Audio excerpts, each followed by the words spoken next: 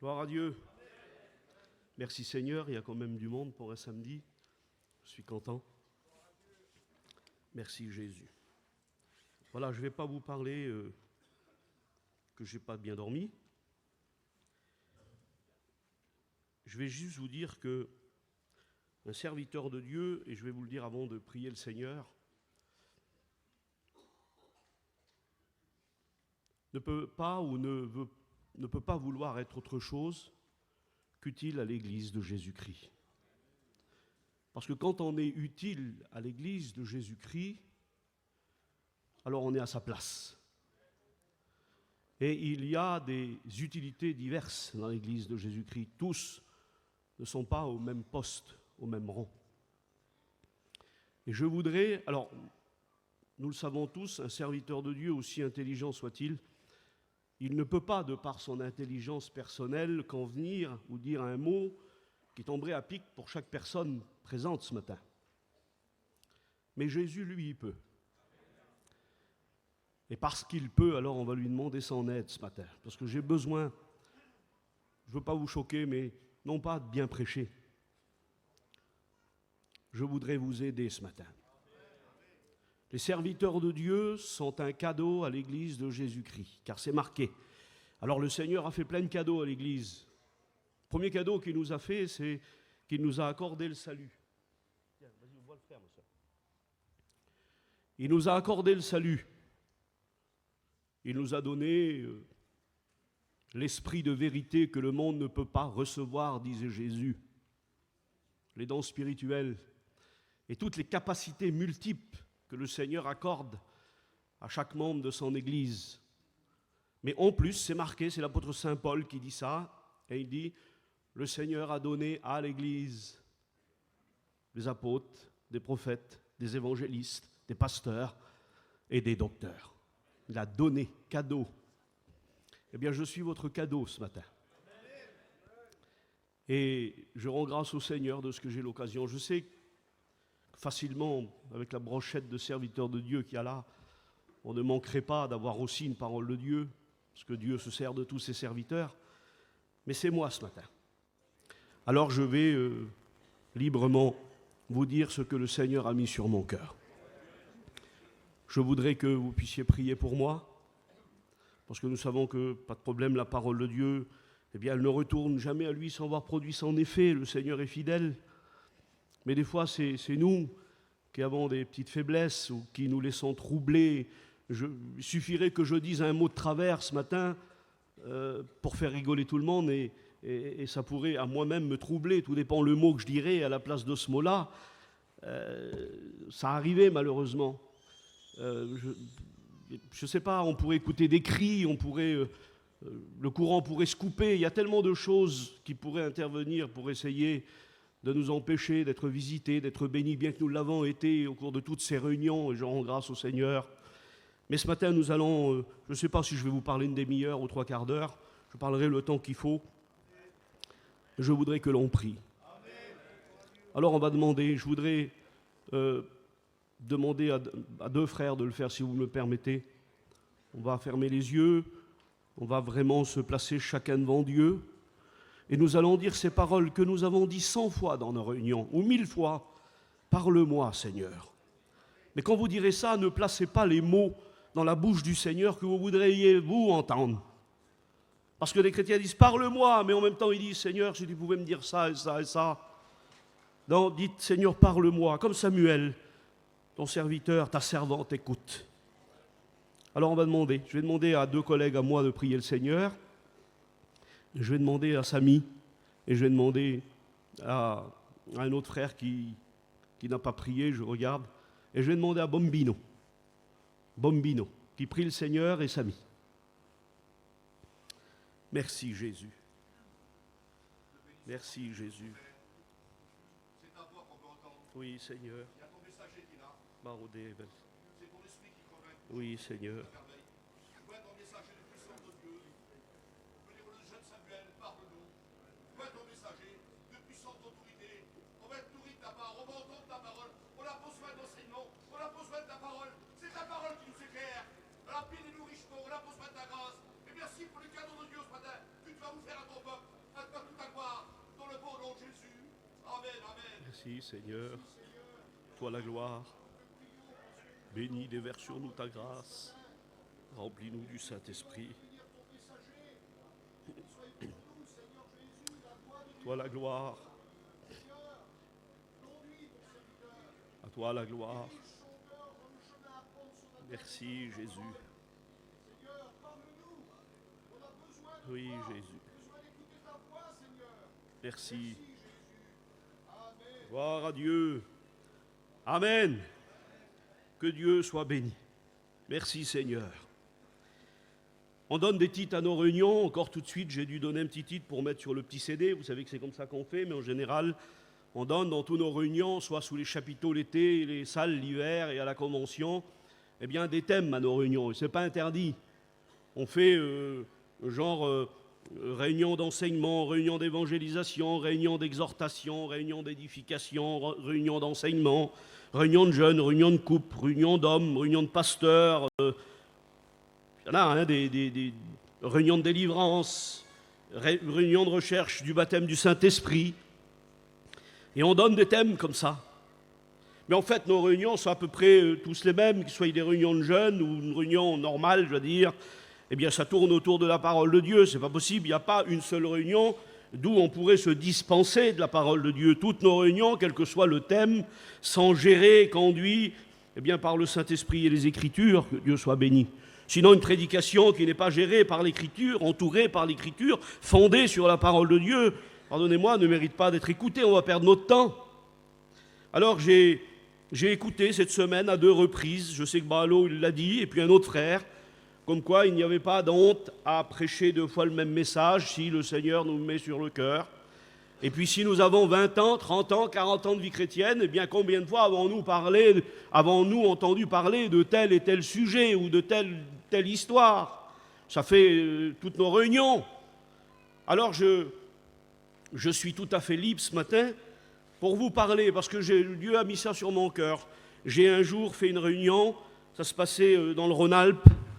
Et puis il y avait là beaucoup de serviteurs de Dieu, parce que je vais faire la réunion de serviteurs de Dieu. Et puis Dieu avait mis un mot sur mon cœur à travers quelque chose que j'ai vu.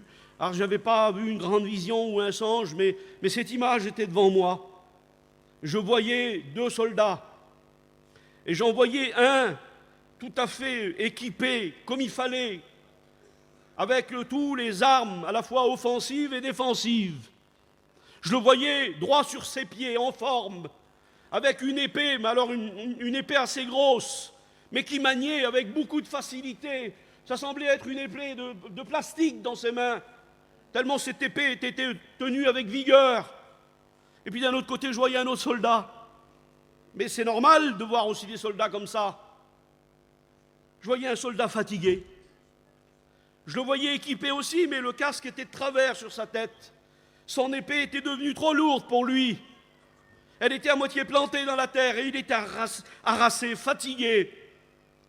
Et puis je disais dans mon cœur, « Seigneur, ça existe ça ?» Puis il me disait, « Glazo, tu n'as même pas besoin de me poser la question. Tu sais que c'est vrai. Il y a ça, c'est pas un jugement, mais il y a des frères et sœurs qui sortent peut-être de grands combats. Vous avez eu à combattre cet hiver. Peut-être que vous êtes venus ici avec des blessures profondes, graves. Et je regardais, je disais, Seigneur, quel est l'exemple le plus parfait pour nous symboliser? Alors, je vais me lancer sur un exemple, mais ça regarde que moi. Peut-être que vous ne serez pas d'accord. Vous serez d'accord pour un autre exemple. Et c'est peut-être vous qui aurez raison. Mais moi, j'ai focalisé sur cet exemple-là. Alors j'ai dit, Seigneur, quelle est l'image du croyant véritable? À quoi on est comparé le mieux? Jésus s'est comparé à 100 choses. Rappelez-vous, il dit, je suis le berger, le bon berger, la lumière et tant d'autres choses. Je dis, mais nous, Seigneur, on est quoi? Alors je me voyais vous interroger. Et puis je disais, tiens, toi, mon frère, pour toi, quelle est l'image qui te symbolise le mieux en tant que chrétien? Et j'entendais dans ma tête, je voyais devant mes yeux un frère levant la main, disant, frère, eh bien moi, l'exemple pour moi qui me concerne ou qui me représente vraiment, eh bien c'est la petite brebis. C'est la brebis dont Jésus a dit, je suis le bon berger. Et quand on regarde David qui disait, l'Éternel est mon berger, donc ça veut dire que si l'Éternel était son berger, il était lui-même une brebis. Et Jésus nous a comparés à ce troupeau de brebis, et ça nous va tellement bien. On ne peut pas dire non à ce frère-là ou à cette sœur-là. Est-ce que la brebis est un exemple des chrétiens? Bien sûr. Eh bien, pour la raison suivante, vous avez remarqué, quelle que soit la spiritualité de chacun, bien sûr qu'il y a des doses, tout le monde n'a pas la même maturité, tout le monde n'a pas la même consécration. Alors je disais oui, mais pour la plupart des brebis, on a tendance à avoir la tête baissée. Et mon Dieu, ce qu'on aime de se nourrir à terre. Mon Dieu, ce que nos yeux sont fixés sur la terre. Bien souvent, la brebis perdue de Jésus, eh bien, elle se perd tellement elle est fixée. Ce sur quoi elle est, ou ce qu'elle mange. Et puis, c'est l'épaisseur de l'herbe qui la dirige. Et bientôt, elle tombe dans un trou et elle n'a rien vu. Mon Dieu, comment que ça te représente? Mon Dieu, comment que ça me représente? Combien de fois je me mets en danger? Parce que c'est mon intérêt, ça m'intéresse, et pas dans le domaine spirituel, alors que je ne veux pas être dur. Parce qu'il y a des chrétiens, malheureusement, pardonnez-moi mes frères, mais je vous demande de ne plus le faire. Il y a même des prédicateurs, il ne faut pas m'en vouloir pour ce que je vais dire, mais il y en a qui disent « Ah, les pasteurs ne sont pas assez durs avec les chrétiens, ils devraient être plus durs ». Il y a même des serviteurs de Dieu qui se félicitent d'avoir un message dur. Eh bien non, je ne suis pas d'accord. Je serais dur si Dieu me demande d'avoir un message dur. Mais si le Seigneur me demande d'encourager, alors j'encouragerai. C'est pas possible, on ne peut pas être reconnu comme ayant un message que dur, que difficile, que les vents trop hauts, la dimension du salut. Nous sommes sauvés par grâce. Cela est un don de Dieu, que Dieu soit béni. Bien sûr que ça comporte à se maintenir, eh bien dans l'Évangile. Alors je regardais et puis je disais oui, une brebis, bien sûr que ça nous regarde, ça nous symbolise bien. Et puis je disais ici un autre frère leverait la main et dirait mais moi je vois plutôt une fleur, l'oiseau. Parce que fleur, arbre, herbe, végétation, j'ai compté vite fait, il y a à peu près 7 versets qui parlent de ça. Et le chiffre 7, c'est la perfection dans la Bible. Et c'est vrai que les fleurs, si on reste sur les fleurs, par exemple, eh bien vous verrez, il y a des grandes fleurs, les tournesols, ça fait 2,50 m de haut. Et on les voit de loin, ils sont comme ça, jaunes. Et puis il y a des fleurs normales, des fleurs moyennes, des roses, des coquelicots, je ne sais pas encore, pas un spécialiste. Et puis il y a des tout petites fleurs. Eh bien, dans la réalité de la vie, c'est comme ça. Il y a des hommes qui prennent beaucoup de place, qui sont grands, on les voit de loin. Puis il y a des hommes normaux, c'est monsieur tout le monde. Et puis il y a des, pardonnez-moi, il y a des petits hommes, pas moi qui le dis, c'est la vie. Il y a des hommes de rien. Il y a des gens qui sont assis au bord d'un trottoir, des fois au coin d'une rue, et qui font la manche. Personne ne les regarde. Ils n'ont pas d'importance. Ils n'attirent pas l'attention. Et puis il y a des fleurs qui sont un parfum extraordinaire. Eh bien, il y a des gens comme ça, alors là on retrouve ça au niveau de l'Église. Il y a des gens qu'on aime bien approcher, il y a des hommes qu'on aime bien approcher, parce qu'ils ont l'odeur du Christ. Et puis d'autres, pardonnez-moi, ce n'est pas un jugement, mais voilà, il n'y a pas d'odeur particulière. Il faut presque savoir si c'est vrai que c'est un chrétien ou une chrétienne. Il y en a qui sont étonnés des fois. Ah bon, il est baptisé depuis tant d'années, mais il vient toujours à la réunion. Ah oui, c'est un chrétien. Eh bien, il ne se différencie pas, celui-là, par l'odeur. Et puis, pardonnez-moi, il y a des chrétiens qui, et ça existe pour les fleurs aussi, ça sent rien. Il n'y a pas d'odeur du tout. Alors je suis d'accord, il n'y a pas de vêtements qui doivent nous symboliser, nous. Dans la religion, il y a des vêtements. On peut reconnaître. Si vous prenez les bouddhistes, eh bien vous verrez, il est habillé d'une façon. Un bouddhiste, pareil. Un musulman, un juif. Il y a un vêtement, il y a un aspect qu'on peut reconnaître. Eh bien nous, non. Nous, on n'est pas différenciés par nos vêtements, parce que Jésus n'avait pas un vêtement spécial.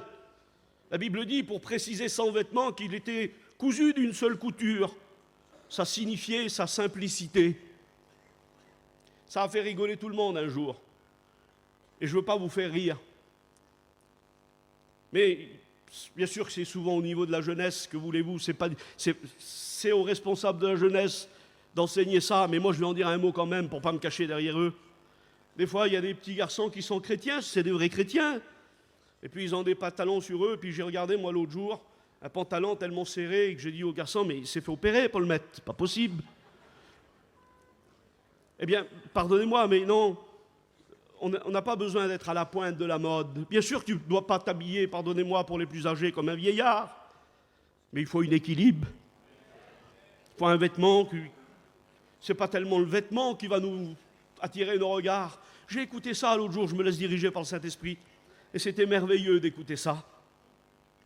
Les gens ont besoin de paillettes pour être remarqués dans la rue. Plus on est habillé décousu, coloré, plus on attire l'attention.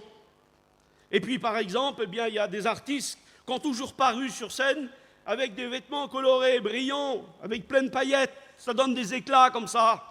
Parce que les hommes ne brillent pas assez, alors ils ont besoin de briller, et ils se servent des vêtements. Jésus ne se servait pas de vêtements pour briller.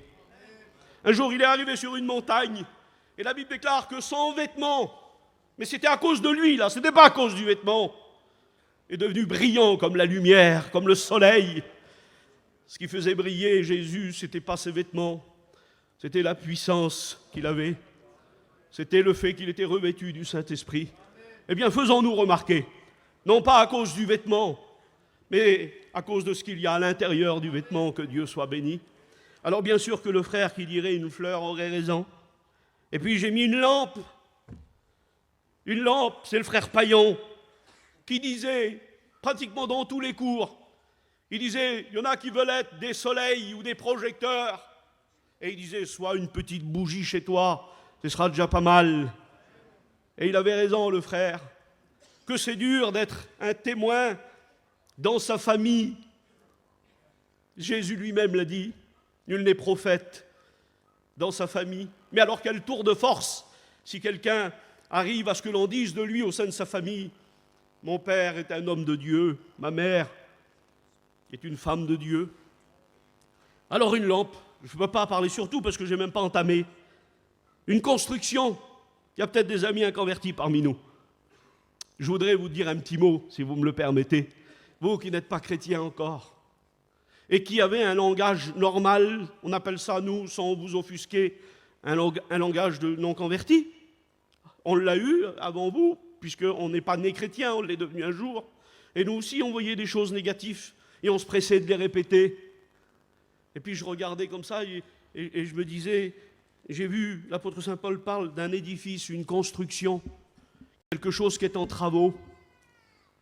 On devrait tous avoir, et là je le dis à nos amis inconvertis, nous les chrétiens, on devrait avoir un panneau de chantier. Vous avez vu quand on va sur la route là, des fois c'est marqué déviation, des fois c'est voie rafraîchissante là, d'un côté ou de l'autre. Nous on devrait avoir un panneau, et sur ce panneau devrait y avoir marqué en construction. Chers amis inconvertis, ne vous étonnez pas que les chrétiens ont encore des défauts. On est en construction encore. On a besoin de s'améliorer tous les jours. Et comme dit l'apôtre Saint Paul, nous essayons de nous dépouiller un petit peu chaque jour. Dépouillons-nous des œuvres de ténèbres, disait l'apôtre Saint Paul. Et il ne le disait pas à des non-croyants, il le disait à des chrétiens, que Dieu soit béni. Alors oui, on est tout ça. Et je vais dire le dernier mot. Il y en a plein des exemples, on ne peut pas tous les citer. Un frère ou une sœur pourrait dire, Glazo, moi, eh bien, l'exemple le plus beau pour nous, ce serait le sel dont Jésus a parlé. Et un jour, j'ai écouté un étudiant prêcher là-dessus. J'ai tout de suite noté les notes. Je vais dire son nom. C'est le frère Rocheteau. Il avait prêché sur le sel. Et le frère Rocheteau disait, il y a différentes catégories de sel. Il disait, il y a le bloc de sel. Mon Dieu, ce qu'il y a des chrétiens qui ressemblent à ça. Il n'est pas question de dire que c'est du sucre, hein, de perdre ces gens-là. Non, non, c'est vraiment du sel, c'est des chrétiens, leur vie est devant Dieu, et c'est avec Dieu qu'ils mènent leur vie chrétienne. Nous, si on peut essayer de les bénir et de les aider, on le fera. Mais vous savez, le salut, c'est personnel. Chacun est engagé, chacun doit faire ce que Dieu lui demande. Mais c'est vrai qu'il y a des chrétiens qui sont durs à déplacer. Pardonnez-moi l'expression, mon Dieu, qu'il y en a qui sont lourds. Ils ne sont jamais contents, certains chrétiens. Il faut les traîner. C'est pas facile, un bloc de sel. C'est de l'or, du sel, dans certains pays. C'est traîné à d'autres chameaux, ça fait des centaines de kilomètres. Et arrivé sur le marché, il a un prix énorme, le sel, parce qu'on a fait beaucoup de travail. Mais c'est des blocs de sel. Eh bien, il y a des chrétiens comme ça qui sont bien du sel, mais que c'est des blocs. et que tout dérange des fois. Il fait trop chaud dans l'église, il fait trop froid dans l'église, ou le pasteur il aurait dû dire ça, et la mission aurait dû faire ça, et puis je ne suis pas content de ça. Et bien Paul disait ceux-là, il ne disait pas achetez-les en enfer, il disait supportez les faibles. Eh bien on doit aider, mais tu sais comment tu peux être utile si tu te vois à cette place-là? Eh bien il faut que le sel soit broyé, cassé. Et puis des fois le Seigneur emploie des moyens, vous savez, on appelle ça l'école de Dieu. Profitant des bénédictions, je vais vous dire cette expérience-là. Je sais que ça va vous faire rire, mais je ne veux pas vous faire rire. Parce que c'était simple et c'était beau. Là, ici, à l'école biblique, il y a des étudiants qui ont, dans le programme, rendu témoignage. Puis un frère, il est monté, peut-être qu'il est là parmi nous ce matin, et il a dit, voilà, en ce qui me concerne, j'ai fait une expérience avec le Seigneur, mais je voudrais vous en faire part. Il dit, alors voilà, il dit, avant de venir ici, j'avais prévu qu'il me fallait un budget pour passer le temps de l'école biblique de 4 000 €. Mais je ne les avais pas. Alors j'ai dit au Seigneur, Seigneur, si vraiment tu m'appelles à ton service et que tu veux que je vienne à l'école biblique, eh bien pourvois mes besoins. Et puis il a été travaillé, ce frère-là, je crois qu'il faisait la peinture, et il a trouvé un chantier qui lui a fait gagner 4 000 €. Eh bien toute l'église a dit Alléluia, parce qu'on a vu, bien sûr, que le Seigneur pourvoit nos besoins. Et puis un autre frère, dans le même programme, il a dit, moi aussi j'ai fait une expérience comme ça. Et il a dit, moi sur mon budget, il me manquait 1 000 €. Et je me suis placé devant Dieu, j'ai dit, Seigneur, tu sais que sans ces 1 000 €, bien, je ne pourrai pas y aller, je vais être un fardeau pour les frères et je ne veux pas demander d'argent. S'il te plaît, Seigneur, aide-moi. Et un frère est venu vers lui, un chrétien, inspiré. Puis il a dit, frère, je ne sais pas pourquoi, mais j'ai une somme d'argent à cœur, il faut que je te la donne. Le Seigneur m'a dit qu'il fallait que je te la donne. Combien, mon frère? Le Seigneur a mis sur mon cœur 1 000 €. Quelle beauté. Voilà, amen. Et on a tous dit amen, alléluia. Et puis mon petit, il a aussi parlé d'une expérience. Il a dit, moi aussi, mais mon expérience à moi, il y a une variante. Et il a dit, moi, j'ai jamais été riche. J'ai toujours été conscient que c'est Dieu qui me donnait mon pain. Mais un jour, je suis arrivé vraiment à la limite. Il me restait 6,50 € dans la poche et j'avais plus d'argent. Et il disait à ceux qui l'entendaient, il disait, j'ai dit, Seigneur, je suis conscient que c'est toi qui pourvois mes besoins, mais là, j'ai vraiment besoin d'un signe. Je vais aller travailler, Seigneur, permets que je fasse quelque chose pour mon foyer. Et il est parti au travail. Et 1h de l'après-midi, il n'a rien fait. Alors, découragé, il s'est résilié, il est revenu en arrière. Il a vu un petit magasin, il s'est arrêté. Et puis avec ses 6,50 €, il a dit, je vais prendre un petit peu de jambon et une baguette. Et quand il est rentré dedans, il y a un monsieur qui l'a regardé. Et mon petit a été attiré par ce regard fixe. Et puis il a changé de rayon, le garçon il est venu aussi. Et le monsieur était sympathique, il lui souriait. Et d'un seul coup, mon petit a réfléchi, il a dit, Seigneur, l'espérance est revenue en lui. Et il a dit, Seigneur, c'est peut-être là, c'est peut-être maintenant. Et il a changé pour une 3e fois de rayon. Et le garçon est tombé nez à nez avec lui. Puis il a dit, mon petit, excuse-moi, mais comme je t'ai vu rentrer, j'ai vu que tu n'as pas un visage comme tout le monde. Mon petit, il était plein d'espoir. Et le garçon lui a dit, tu ne pourrais pas me dépanner d'1,50 €? Et il a conclu comme ça, mon petit. Il a dit, il y en a qui sont encouragés, et puis il y en a qui sont éprouvés. Quelle vérité! Il y en a qui sont encouragés, et il y en a qui sont éprouvés. Vous n'êtes pas né sur une bonne étoile ou sur une mauvaise étoile, mais il y a des écoles de Dieu. La Bible dit que l'épreuve de la foi, ça veut dire la difficulté, l'épreuve, mais pas une difficulté qui nous perd. L'épreuve de la foi produit la patience. Eh bien, moi, je vais vous lire un verset. Et c'est de ça qu'on va parler ce matin. Je voudrais vous lire Job, chapitre 7, verset 1er. Et c'est pour moi le plus bel exemple, c'est celui qui nous représente le mieux. Le sort de l'homme sur la terre, c'est marqué comme ça. Il n'est pas en train de faire comme moi, Job. Il n'est pas en train de dire, eh bien, il y a plusieurs exemples, peut-être que celui-là, il est mieux, celui-là, je ne sais pas, là, j'hésite pour savoir. Non, non, Job, il est fixe, il est droit, et il dit, voilà, pour moi, le sort de l'homme sur la terre, c'est celui du soldat, celui du guerrier, celui du combattant. Et ce matin, je voudrais vous parler de ça, du guerrier, du combattant. Moi, je vois des chrétiens. Je vois des chrétiens avec différents visages, des vêtements de différentes couleurs. Je vois des chrétiens, une masse de frères et sœurs comme je vois dans l'église ou dans les petits chapiteaux. Je ne peux pas voir plus que ça. Mais le Seigneur Jésus, vous savez comment il voit pour moi? Pour moi, il voit tous des soldats assis là. Il voit tous des guerriers, des guerrières. Vous avez vu cette image là qu'on voit dans des églises des fois ou qu'on a vu sur notre téléphone? Soit c'est un frère qui a la Bible ouverte, et puis il y a un miroir en face. Eh bien, ça ne reflète pas la même image. Dans le miroir, ce n'est pas un homme avec une Bible ouverte, c'est un soldat avec l'épée à la main. On voit aussi une femme à genoux en prière.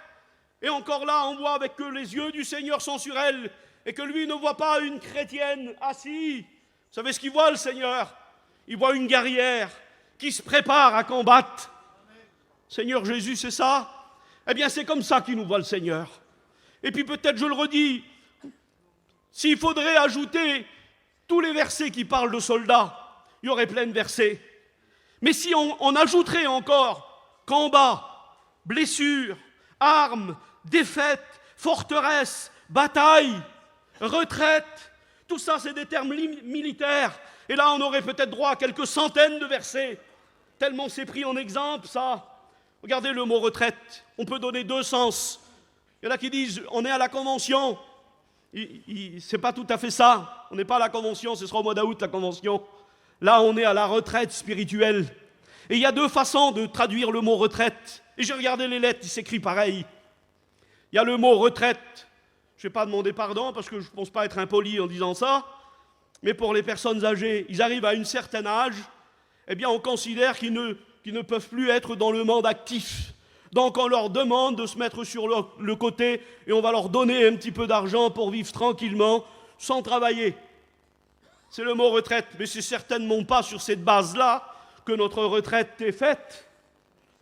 Dans le terme militaire, la retraite, c'est quand on mène un combat intense, quand on est dans une guerre véritable, et que le général, celui qui a la stratégie du combat, quand il voit soit le peuple est en difficulté ou qu'il a besoin eh bien, de se fortifier, eh bien il sonne la retraite. Et là, les soldats ne fuient pas, mais ils se regroupent, et on fait le décompte. On fait le décompte, soit des soldats qui sont tombés. Il y a deux façons de tomber. Il y a deux façons de déposer les armes. Mario nous a fait le décompte de cette année, de ceux qui ont déposé les armes, mais dans l'honneur, parce qu'ils sont partis près du Seigneur. Et là, ce n'est pas une défaite. L'apôtre Saint Paul disait, ça y est, j'ai combattu le bon combat. Il ne disait pas, je renie, je retourne en arrière, je suis trop fatigué. Il disait, mais ça y est, j'arrive au bout. J'ai fait ce que j'avais à faire. Et à ce moment-là, il avait le droit, parce que c'est le Seigneur qui le prenait. Et il y a des serviteurs de Dieu, cette année, qui sont partis près du Seigneur, sont des soldats qui ont tombé, mais dans le sens positif du terme. Et puis malheureusement, si Mario avait fait ce décompte-là, et qu'on s'en honoré, on s'est senti honoré de ces frères anciens qui sont partis parce qu'ils ont mené leur ministère avec droiture, justice, et ça a été des hommes d'honneur en tant que cela. Mais par contre, il a aussi, et ça fait partie du programme de notre mission, cité tous ceux qui malheureusement ont fait marche arrière, ceux qui sont tombés dans un piège, qui ont déposé les armes pour des mauvaises raisons. Alors il ne s'agit pas ici de leur jeter la pierre, il ne s'agit pas ici de les écraser encore plus, parce que ces frères qui ont abandonné le ministère pour une raison ou une autre, subissent assez de jugements. Parce que vous savez, un serviteur de Dieu dans sa famille, c'est l'honneur de la famille. C'est l'honneur des enfants. C'est l'honneur de la femme, des parents. Et quel problème, quelle misère quand ça arrive. Quand un serviteur de Dieu chute lamentablement, c'est assez cher payé que d'avoir tous ces regards sur soi.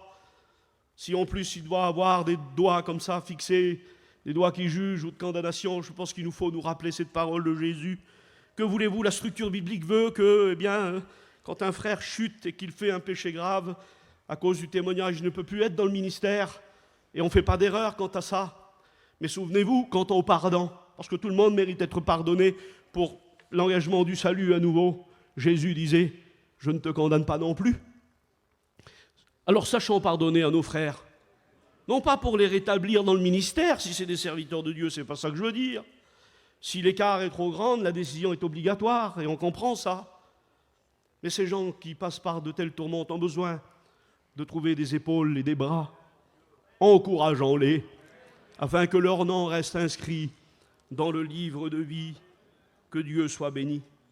Alors la retraite, j'ai regardé ici, Seigneur, j'ai plein de choses à vous dire. Pas qu'il y a combien de temps je parle, j'ai pas de montre, je fais exprès. Mais je vais essayer d'être correct. On fait le décompte à la retraite. Et on dit, eh bien, on a perdu tant de gens, que ce soit dans le décès naturel, pardonnez-moi, ou que ce soit eh bien, parce qu'on a commis une faute morale. Eh bien, on dit, voilà, on a perdu tant.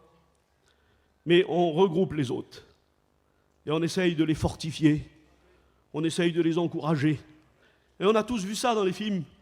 Le fameux général, celui qui s'occupe de ce groupe, de ce contingent-là, de soldats, eh bien, il essaye de les motiver par des cris. Vous avez vu ça dans les films, hein? Il les encourage et il dit « on va gagner, on va gagner !» Je ne voudrais pas faire de l'autosuggestion. Je ne voudrais pas vous dire « tu vas gagner, je pense que tu vas perdre. » Mais je sais que tu es plus fort que vainqueur. Parce qu'il est avec nous. Et l'apôtre Saint Paul disait « s'il est avec nous, qui sera de taille à nous combattre? Qui pourrait nous terrasser ?» Voilà ce que ça veut dire le mot. Ça veut dire que personne n'est assez fort.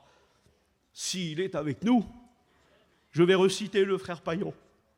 Le frère Paillon disait, il est le plus petit des chrétiens, avec sa voix qu'il avait pour le dire, et plus fort que le plus grand des démons et que le diable lui-même.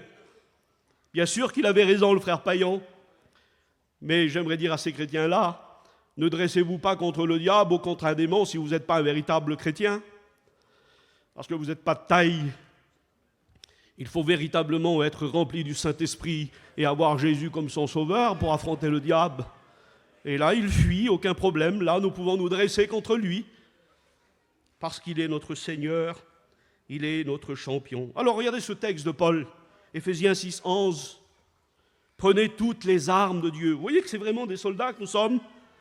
Peut-être que toi, tu as eu un problème de famille. Je ne veux pas jouer au prophète. Mais peut-être que tu as besoin d'entendre ça. Tu as eu un problème de famille et ça n'a pas été facile pour toi. Tu es venu à la retraite en te traînant, pardonnez-moi l'expression, et tu ne sais pas trop quoi faire, mais tu es venu quand même, c'est un miracle que tu es là, tu n'aurais pas dû être là. Et tu as senti peut-être ces jours derniers où Dieu t'a parlé, eh bien le Seigneur, en m'inspirant de cette façon, est en train de te dire, je pense à toi, je sais ce par quoi tu as passé, je connais ton problème de famille, problème avec les enfants aussi peut-être, je ne sais pas. Problème difficile à gérer, un problème caché, un problème secret que tu vis toi avec le Seigneur, que ta femme peut-être ne sait pas. Je ne sais pas. Eh bien le Seigneur est en train de te dire, je te rappelle que tu es un combattant. Si tu déposes les armes, tu ne pourras pas vaincre. Alors regardez l'apôtre Saint Paul, il dit, parce qu'on peut être une armée de 1 160 000 hommes, comme c'était le cas pour Josaphat. La Bible déclare qu'il avait une armée d'1 160 000 hommes. Imaginez la taille de l'armée. Eh bien, tous les soldats ne sont pas au même poste. Tous les soldats n'ont pas le même rang. Tous les soldats n'ont pas la même arme. Chacun est défini selon les qualités. Et là, ce n'est pas moi qui fais le choix. C'est aucun serviteur de Dieu qui fait le choix, même pas la direction, même pas le président, même pas les enseignants. C'est Dieu qui place les hommes. Et dans une armée, on voit qu'il y a les archers. Dans une armée, on voit qu'il y a les hommes à pied. Dans une armée, on voit des hommes avec des grandes lances. Il y a des hommes qui gèrent des appareils de guerre. Chacun est spécialiste dans sa fonction. Le petit souci, c'est que si tout le monde veut être à la même place, on va avoir un problème.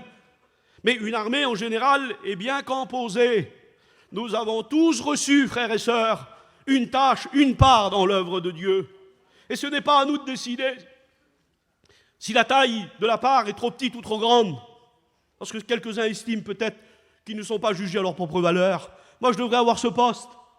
Moi, je devrais être à ce travail-là. Mais les frères ne jugent pas comme ça. Sache que ce n'est pas les frères qui jugent. Je ne le pense pas en tous les cas. Tout se fait par une main visible. Dieu, c'est Dieu qui place les hommes. C'est Dieu qui gère son armée. Que Dieu soit béni. Alors j'ai regardé, je devrais lire ici, mais j'ai fait une erreur, j'ai écrit en trop petit. Alors regardez, prenez toutes les armes. Paul sait que parmi les soldats, eh bien, tous ne sont pas placés au même rang. Alors il dit ce mot-là, c'est un mot stratégique. Et il dit, il n'est pas de bons soldats. Parce que pour être un bon soldat, on peut être tous soldats. Mais si on veut être un bon soldat, on n'est pas obligé d'être un bon soldat, être en première ligne. On peut être un bon soldat si on est fidèle à la place là où le Seigneur nous a appelés. Ne serait-ce qu'être sur la tour pour veiller. Si Dieu t'a demandé ça, c'est pas la peine de chercher autre chose. Il faut que tu fasses ton petit travail et tu seras un bon soldat à ta place. Si tu dors pas, si tu alertes, si tu as la sentinelle qui crie « Danger !» tu seras à ta place et tu seras cité comme bon soldat. Alors j'ai regardé, il n'est pas de bons soldats qui s'embarrassent des choses du civil. C'est ça l'expression. Des choses qui n'ont rien à voir avec la guerre. Il n'y a pas de bons soldats qui prennent des choses qui peuvent les embarrasser. Imaginez un collectionneur, frères et sœurs. On ne va pas parler d'un collectionneur de piano. Mais imaginez, j'ai dit, Seigneur, c'est quoi les collections les plus petites? Je crois que c'est les timbres, à peu près, ou des bagues de cigares, là, je ne sais pas ce que c'est. Mais les timbres, on peut en avoir des milliers dans un album, vous savez. Alors imaginez qu'un collectionneur de timbres, il a une grande collection, il a 3-4 albums, il ne veut pas partir en guerre sans ses albums de timbres. Il va être embarrassé. Il ne réfléchit pas. Il est en train de jouer sa vie, là. En guerre, on ne rigole pas. Il faut être rapide, il faut être leste, il faut être léger. Il faut être vraiment habillé que de ce que le Seigneur veut que l'on soit habillé. Eh bien, la voix du Seigneur pour quelques-uns, ce serait « Ne te laisse pas embarrasser ». Le péché qui nous enlace ou qui nous enveloppe si facilement, dit l'apôtre. Alors, bon ou mauvais soldat, il n'est pas de bons soldats qui s'embarrassent des choses de la vie. Frères et sœurs, j'ai marqué ici, nous sommes en guerre. Alors je voudrais vous dire ceci. N'oubliez pas, c'est ce que Néhémie a crié à ses frères et sœurs. Et je veux faire comme Néhémie. Néhémie chapitre 4, verset 2. Combattant. Je voudrais vous donner des forces. Peut-être que si j'avais une voix, là j'ai une voix cassée, mais si j'avais une voix avec des sanglots, non pas que je jouerais sur la corde sensible de l'émotion, mais que voulez-vous, les émotions, ça nous regarde, ça nous concerne. On a aussi des émotions et des fois, même Dieu passe par là, puisqu'on a la chair de poule, il y a les yeux qui pleurent, ça c'est des émotions physiques. Et puis on ne peut pas bannir ça de la présence de Dieu. C'est comme ça, on ne peut pas. Regardez l'apôtre Saint Paul, pour un seul coup d'œil sur la gloire du Christ ressuscité, la Bible dit qu'il fut frappé de cécité. C'est la réaction, l'éclat du Seigneur était tellement grande que les yeux de la chair n'ont pas résisté. Il y avait une volonté de Dieu derrière ça, mais c'est quand même les yeux physiques qui avaient été frappés. Regardez, Daniel, la Bible déclare que Daniel, qui était quand même un prophète, un homme de Dieu, eh bien quand Dieu lui révélait toutes les visions, quand il lui montrait tous les songes qu'il voyait, eh bien, la Bible déclare qu'il restait à cause de ça plusieurs jours malade et étendu, couché, tellement c'était des images impressionnantes, son corps fatigué. À un moment donné, l'apôtre Jean a vu un ange paraître devant lui. La Bible dit qu'il est tombé comme mort à ses pieds. L'ange a dû le ranimer. Je ne sais pas s'il a fait un massage cardiaque, mais en tous les cas, il a dû le relever. C'est le physique, c'est les réactions, c'est les émotions. Eh bien, combien de fois on a pleuré? Et moi, je ne suis pas contre que Dieu bénisse, pleurons tous ensemble. Des fois, je vois un frère pleureux, je vois que ça a pleuré et ça émeut. Et je me dis, Seigneur, moi, comment je vais faire? Je voudrais aussi pleurer. Et j'ai encore quelques difficultés. Et l'autre jour, j'ai dit, Seigneur, s'il te plaît, mon Jésus, je voudrais pleurer, je voudrais te toucher. Et puis pendant 8 jours, j'arrêtais pas de pleurer dans les réunions. Puis après, ça m'embarrassait. Je disais, Seigneur, je ne veux plus pleurer. Non, c'est vrai, et Dieu sait que c'est tel que ça m'est arrivé que je vous le raconte. Tant pis s'il n'y a pas de pleurs. Cherchant à être sincère, à être devant Dieu et à écouter sa voix. En disant, Seigneur, que je pleure ou pas, je dois prendre cette décision. Et je veux le faire parce que je suis un chrétien. Et je suis une chrétienne, que Dieu soit béni. Parmi l'armée, il y a des contingents, comment on appelle ça, modernes, là, des groupes bien équipés, plus forts que tous les autres, des commandos. C'est des hommes spéciaux qui ont subi un entraînement spécial, qui sont choisis à cause de toute leur activité et leurs possibilités. Et dans la Bible, ça existe. On les appelle les vaillants hommes de David. Bien sûr que David avait une grande armée, et elle était indispensable, la grande armée. Ce n'était pas ce petit contingent-là qui faisait l'armée. L'armée, c'était le nombre de soldats. Et moi, j'aimerais vous dire que la force de la mission, ce n'est pas les missionnaires seulement. Ce n'est pas les chefs de groupe, les pasteurs d'église ou tous les serviteurs de Dieu. La force de la mission, c'est les chrétiens. La force de la mission, c'est ceux qui intercèdent. La force de la mission, c'est tous ceux qui ont l'œuvre de Dieu à cœur, que Dieu soit béni. Et tous les groupes que je vous ai cités sont dedans, bien sûr. Mais c'est la masse. On est tous d'accord avec ça. Mais quand même, il y avait là un groupe particulier, spécial. Alors je vous explique 2 faits. Et il y a des hommes comme ça. Et c'est pour ça que le Seigneur, il distribue des parts ou des grandes parts ou des petites parts. Mais Dieu n'est pas injuste. Dieu ne dit pas, je vais donner une grande part à celui-là parce que je le préfère. Moi, je peux faire ça. Moi, je peux être injuste à ce niveau-là. Moi, je peux pousser celui-là en avant parce qu'il a été gentil avec moi. Ça ne se fait pas, c'est pas bien. Mais un homme, vous savez, il a plein de défauts. Alors moi, ça peut arriver que je le fasse. Mais Dieu ne le fera pas comme ça. Hein. Je l'ai raconté un jour, mais je vous la raconte. J'étais dans un mariage, il y avait des gâteaux. Et il y avait une sœur qui était au gâteau des mariés. Et elle coupait des bouts. Et puis j'avais vu quelque chose pendant que je faisais derrière tout le monde et que j'attendais arriver à mon petit morceau de gâteau. Je vous le dis entre nous, je suis très gourmand, j'aime bien le sucre. Et puis tout le monde, j'écoutais qui repartait avec leur petit gâteau, qui goûtait en même temps et qui disait « Mon Dieu, il est trop bon ». Alors j'étais content. Et bientôt, ça allait être ma place. Mais plus j'approchais, je voyais quelque chose sur la sœur. La sœur, elle coupait, mais avant, elle jetait un petit coup d'œil pour savoir qui était devant elle. Et selon la personne, il y avait un petit sourire, si elle connaissait, et puis la part de gâteau était conséquente. Et quand elle ne connaissait pas, Dieu sait que c'est vrai, je ne l'invente pas, il n'y avait pas de sourire, et le morceau de gâteau n'était pas trop gros. Et moi, plus j'approchais, plus je disais, pourvu qu'elle me connaît.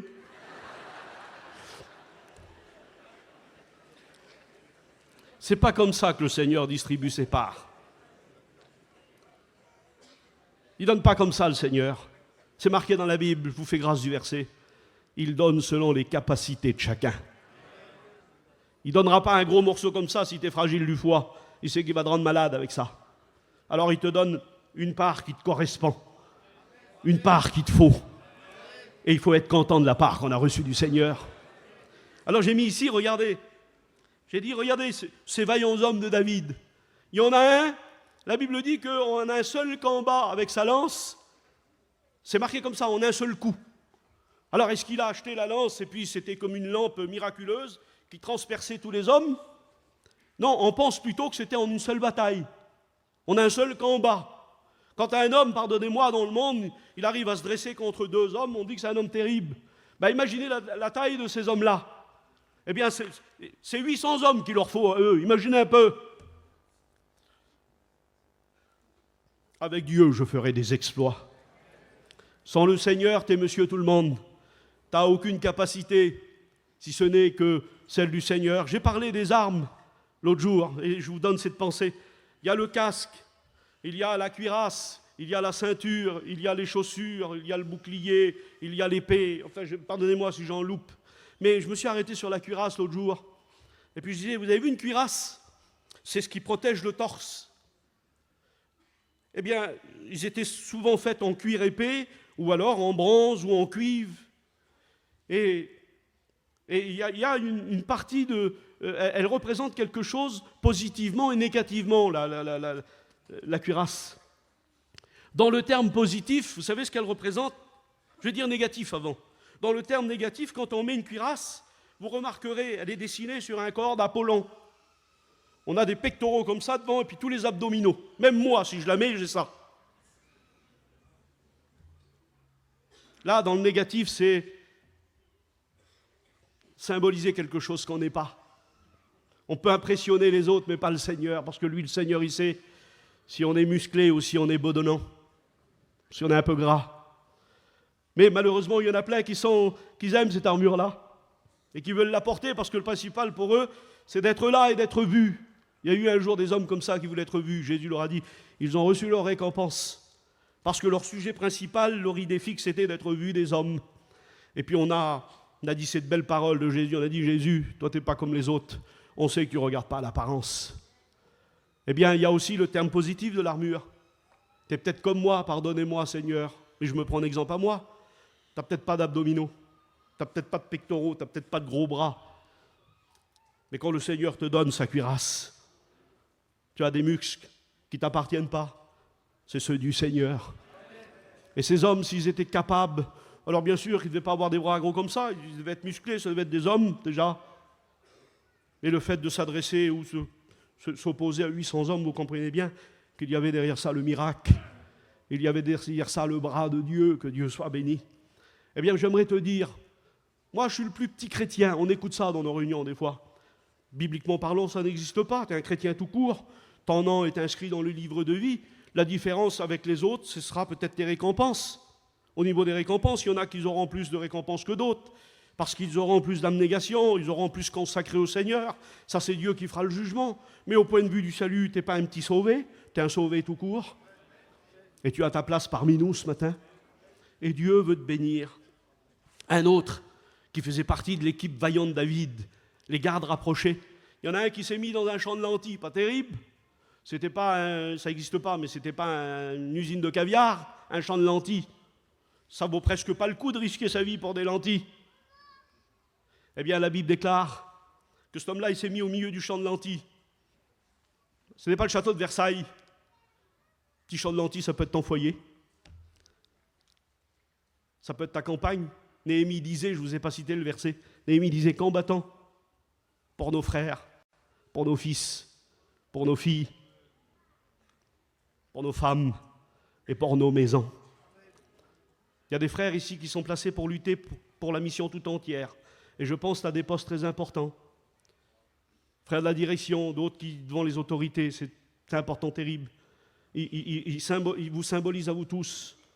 Ben toi, tu n'as peut-être pas cette taille-là, mais ton champ de lentilles, c'est peut-être ta compagne, c'est peut-être tes parents, c'est peut-être le petit terrain désigné dans lequel tu es, c'est peut-être ça ton champ de lentilles à toi. Eh bien, Dieu te demande d'être fidèle là.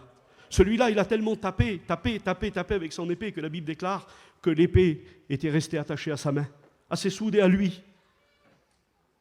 C'est un honneur pour moi, alors je le fais. Frère Payan disait encore, la parole de Dieu, on doit en parler le jour et en rêver la nuit.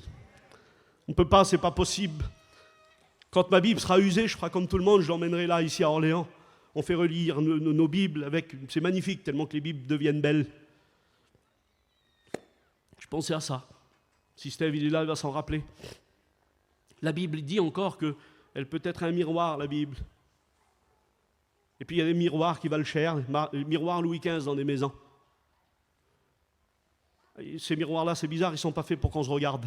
Ils sont faits pour être vus. Bien, il y en a qui posent leur Bible, des fois bien reliée, avec la couverture en or. Et quand on rentre dans la caravane ou dans la maison, on la voit, cette Bible. Mais elle n'est jamais ouverte. Vous connaissez l'histoire du pasteur qui avait pris une petite cuillère. Vous la connaissez? C'est un pasteur qui a été invité vers des chrétiens. Et puis la sœur a donné un café au pasteur. Et quand le pasteur est parti, la sœur a dit à son mari, elle dit, tu ne vas pas le croire. Quoi? Quand j'ai rangé les petites cuillères, il en manquait une. Je crois que le pasteur nous a volé une cuillère. Puis le chrétien a dit, mais c'est pas possible, le pasteur n'a pas pu voler une cuillère. Et puis 1 an après, le pasteur de nouveau a été réinvité dans ce même foyer. Et puis la chrétienne n'a pas pu s'empêcher de le dire. Elle a dit, frère, pardonnez-moi, excusez-moi. Mais vous savez que la dernière fois, quand on vous a invité, j'avais perdu, une cuillère a disparu. Et le pasteur a répondu, je l'avais mis dans votre Bible. Ça veut dire que ça faisait 1 an qu'elle ne l'avait pas ouvert. Il y a des chrétiens comme ça, qui ont peut-être une belle Bible, mais qui ne la lisent pas. Référez-vous à la parole de Dieu. Alors, regardez, je peux encore quelques minutes. Samson, ce fut un guerrier extraordinaire. Vous vous rappelez de Samson? Je ne peux pas citer tous ses exploits, mais je vais vous en citer un. Lui aussi, il était particulier. Lui aussi, mais la Bible dit qu'il était spécial, très fort, que quand l'Esprit du Seigneur le saisissait. Peut-être que tant que le Saint-Esprit ne le saisissait pas, c'était monsieur tout le monde. Mais quand Dieu le saisissait, alors il était fort, Samson. Il pouvait tuer 1000 hommes avec une ganache d'âne. Il pouvait transporter les portes de Gaza et les monter sur une montagne. Il pouvait attraper à la course 300 renards et mettre le feu dans toutes les récoltes de l'ennemi. Des exploits extraordinaires. Mais un jour, la Bible déclare qu'il a combattu un lion. Et puis il a déchiré le lion comme on déchire un chevreau. Et le combat avec le lion, ça veut dire grand combat, combat pas facile, combat qui nous fait dire des fois, pourquoi Seigneur, pourquoi nous, pourquoi cette famille, pourquoi toujours nous, parce qu'il y en a qui ont l'impression qu'il n'y a que. L'apôtre Jacques, il dit, vous vous trompez. Les mêmes épreuves, vos frères dans le monde les subissent pareil. Alors n'écoutez pas les mensonges du diable qui vous dit, toi, il n'y a que toi qui vis ça, c'est seulement toi. Eh bien non, il y en a des dizaines, il y en a des centaines, et seulement tu ne le sais pas. Alors Samson, lui, il a combattu, c'était un grand combat pour lui. Un grand combat, c'est le combat du lion, c'est pas un chien. Eh bien le Seigneur sait lequel combat tu es en train de combattre. Parce qu'on doit combattre des loups, des fois la Bible dit, il y a des loups ravisseurs, mais un loup, c'est pas un lion. Quand il y a un loup ravisseur, il vient au nom de la fausse doctrine. Eh bien les loups ravisseurs, c'est facile de s'opposer à eux quand on vient avec la vraie doctrine. Mais des fois c'est un lion, et le lion c'est synonyme de pas facile, de combat difficile, le lion. Eh bien la Bible déclare que parce que Samson a mis tout son aide dans ce combat-là, qu'il a réussi à attraper cette force de Dieu pour déchirer le lion, la Bible déclare qu'avec le combat, Dieu avait prévu une récompense. Quand il a passé près du lion, la Bible dit que Dieu avait prévu sa récompense. Il avait mis une récompense dans son combat, parce qu'il a trouvé du miel dans le lion. J'aimerais te dire que Dieu a une récompense. Tu es en train de combattre, tu ne comprends pas. Jésus l'avait dit à un homme, ce que tu ne comprends pas, ce n'est pas grave, tu comprendras plus tard. Mais combat, il y a du miel pour toi. Vous savez que le miel, dans la Bible, c'est le symbole des bénédictions spirituelles, parce que le miel n'est pas fabriqué par nous. Le miel, c'est un antibiotique naturel, c'est un médicament naturel et c'est fabriqué par les abeilles, par ce que Dieu a fait. Eh bien, Dieu, il a du pain et du poisson. Comme pour les disciples au bord du lac, vous vous rappelez, ressuscités, la Bible déclare que même ressuscité, Jésus avait fait une petite criade de poissons là. Et quand il a appelé les disciples pour s'en nourrir, il avait prévu à du miel. Il y a à la fois les bénédictions qu'on a besoin, ils sont là les besoins, on a besoin. Tu as besoin de changer ton moteur de ton camion, toi. Tu as besoin de changer ta caravane parce qu'elle tombe en lambeaux. Pas vendre la 2019 pour prendre la 2020. Pardonnez-moi, moi je ne suis pas d'accord avec ça. Mais tu as un vrai besoin, même que s'il est matériel. Moi je sais que notre Dieu est un Dieu de toutes les bénédictions. Alors il est prêt à te bénir, il est prêt à te donner, il n'y a aucun souci. Mais il a une autre bénédiction. Et peut-être que celle-là, tu ne la cherches pas, toi. C'est le miel, c'est une bénédiction qui vient d'en haut. C'est une bénédiction qui fera de toi un vrai témoin, quelqu'un qui trouve. Alors je vais dire ça, je vais conclure avec ça. Il y a aussi David. Quelle heure il est ? D'accord. David, c'était un berger. On le connaît à partir de là. Et puis j'ai vu ça l'autre jour. Et je vous le dis en passant, parce que la note, elle est merveilleuse. Moi, je me suis réjoui quand j'ai vu ça. David était berger, tout jeune berger. Et il était berger à Bethléem. Et vous vous souvenez de la prophétie de Michée quand il dit « Petite parmi les milliers de Juda, ô toi, Bethléem Ephrata, de toi sortira pour moi celui qui doit régner sur Israël. » Et en regardant ça, j'ai dit « Seigneur, parmi les milliers de Juda, Jésus devait être de la tribu de Juda, il devait descendre de David. Mais c'est Bethléem qui est choisi. Il y a deux Bethléem en Israël, il y en a deux. Et pour ne pas se tromper, le Seigneur va jusqu'à préciser Bethléem Ephrata, parce que c'est son ancien nom. Avant de s'appeler Bethléem, elle s'appelait Ephrata. Alors pour pas qu'on se trompe, pour ne pas dire pas cette Bethléem-là, mais celle-là, alors pour ne pas se tromper, on dit Ephrata, vous voyez où ça se trouve, eh bien ça s'appelle Bethléem maintenant. C'est de ça que je parle. C'est de cet endroit-là que le prophète parle, inspiré par le Seigneur. Pourtant, il y en a des milliers en Juda. Eh bien, ce n'est pas l'une des milliers qui a été choisie. C'était Bethléem Ephrata. Et puis, curieux comme je suis, et tous les serviteurs de Dieu le sont un peu, je dis, Seigneur, pourquoi ça devait être Bethléem alors ? C'était pas suffisant, l'une des milliers. Le principal, c'était que tu sortes de la tribu de Juda. Et puis en regardant, alors là c'est dans l'historique, non pas dans la Bible, mais il y a dans l'historique encore aujourd'hui des découvertes archéologiques qui nous permettent d'affirmer des choses, vous le savez. Hein. Donc nous, on ne prêche pas l'archéologie, mais quand l'archéologie vient prouver la Bible, aucun problème, on s'en sert. Eh bien, dans l'histoire d'Israël, c'est reconnu. Il y avait une tour qu'on appelait la tour d'Éguézer, et qui était implantée justement à Bethléem. Vous savez ce que c'était cette tour ? C'était une maternité pour brebis. Pourquoi Bethléem ? Pourquoi Bethléem ? Ce ne serait pas à hasard alors que le père de David avait des troupeaux là-bas ? Ce ne serait pas un hasard alors que David était berger là? Est-ce que ça concentrait une affaire de brebis, ce petit village-là? Est-ce qu'il y avait un rapport important au niveau de la prophétie, au niveau du symbolisme? Ah oui, très important. Vous vous souvenez quand le Seigneur annonce au berger la naissance? Il parut au berger, il dit comme ça, il y avait dans cette contrée des bergers qui passaient la veille de la nuit avec leurs troupeaux. C'est pas logique. C'est pas des bergers, il n'y avait pas de convention de berger. Le berger, c'est un homme solitaire. Il est avec son troupeau, il est perdu dans la montagne. Ça pouvait arriver qu'il en croise un, mais c'était rare. Mais là, cette contrée-là, elle est spéciale, il semble, parce qu'il y a des bergers. Et le plus loin qu'on peut remonter dans l'Ancien Testament par rapport à Bethléem, eh bien, il y a encore une affaire de brebis, puisque David est berger là-bas.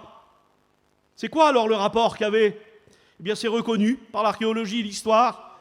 Bethléem était en relation directe avec le temple. On élevait là une catégorie de brebis spéciale. Vous savez, c'était laquelle catégorie?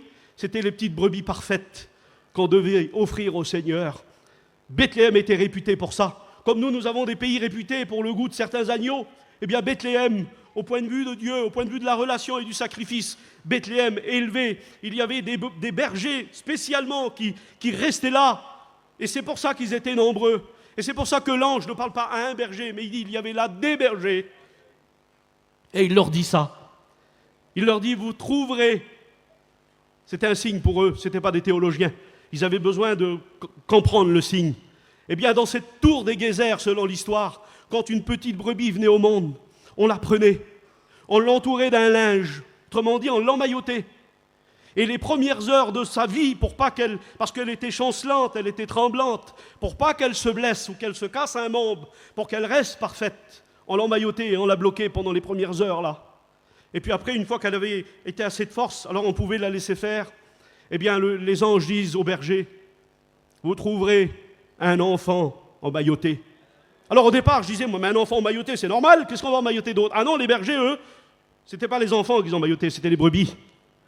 Alors c'est un signe pour eux. Et il dit, vous trouverez non pas un enfant emmailloté, mais une brebis. C'était la brebis du Seigneur. C'était la perfection, que Dieu soit béni. C'était l'agneau de Dieu qui devait mourir pour chacun d'entre nous. Merci Seigneur pour cette précision qui nous montre que voilà pourquoi Bethléem avait été choisi, parce qu'il était l'agneau parfait. J'avais prêché l'autre jour, je crois que la semaine sainte, parce que Pâques, c'est un jour, mais c'est aussi 7 jours. Je crois que c'est fini, Balo, hein? C'est fini Pâques, les 7 jours. C'est peut-être fini là maintenant. Mais j'avais dit ça à l'église et je voudrais vous le dire à vous. Vous savez, l'agneau, il fallait le manger tout entier.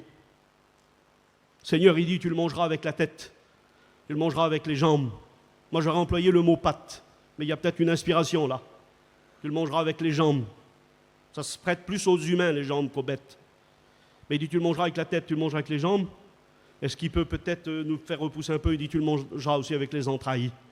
Ah Seigneur, on choisirait bien nos morceaux, nous, hein? Vous savez qu'il y a des chrétiens qui choisissent leurs morceaux, il y en a même qui choisissent leur mission, choisissent leur église. Pardonnez-moi, il y en a même qui choisissent leur pasteur, parce qu'on vient écouter un tel et pas un tel. Alors moi je voudrais ici crever l'abcès. Il ne faut pas en vouloir que si dans une église il y a 700 personnes pour venir écouter un serviteur de Dieu, parce que c'est ce qui se passait pour Jésus. Les hommes de Dieu attirent les foules. Seulement, ce que vous n'avez pas le droit de faire, c'est de venir à 1000 pour écouter un et venir à 0 pour écouter l'autre. Ça, vous n'avez pas le droit de faire une différence à ce point. On doit écouter tous les serviteurs de Dieu. Mais qu'un homme de Dieu amasse des foules, pardonnez-moi, mais c'est logique. Alors non, pas de pasteurs stars, mais des pasteurs qui rassemblent à cause de leur vie livrée. Ça, oui, on dit Alléluia, que Dieu soit béni. Alors regardez, tombe de l'eau dehors, on ne va rien faire chez nous. Je vais prendre 2 minutes en plus. David, à un moment donné, on connaît toutes les exploits de David. 960 fois est cité le nom de David. C'est le nom le plus cité de la Bible en dehors de Dieu. Il a mené des batailles énormes entre le peuple de Moab et les Philistins. S'il fallait parler de toutes ces batailles, on ne pourrait pas. Ma Bible, elle est morte. Ma prédication aussi.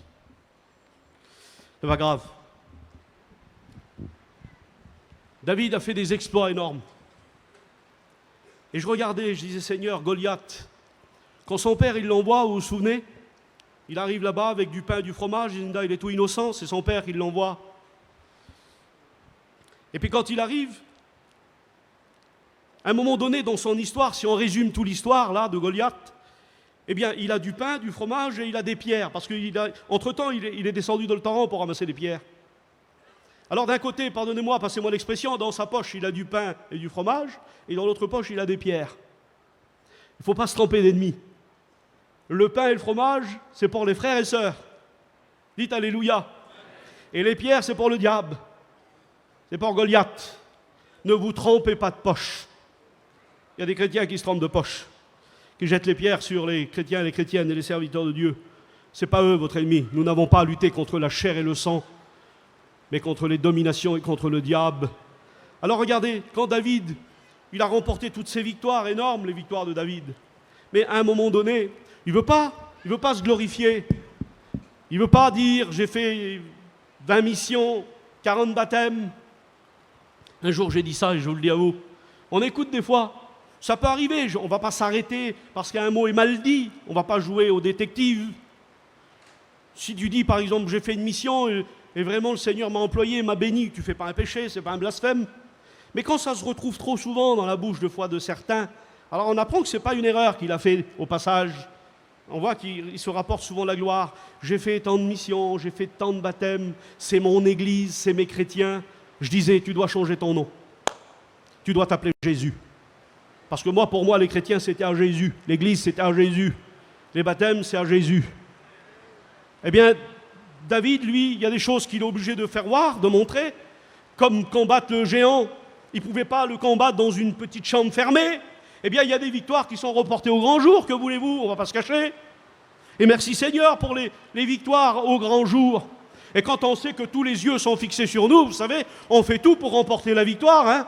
On ne veut pas passer pour le dernier de la classe. Alors merci Seigneur pour les victoires qui se sont vues à l'œil nu. Mais à un moment donné, quand on rapporte à Saül qu'il y a quelqu'un qui veut s'opposer à Goliath, eh bien Saül, il dit, emmenez-moi-le, je veux le voir. Et quand il voit, vous savez ce qu'il dit?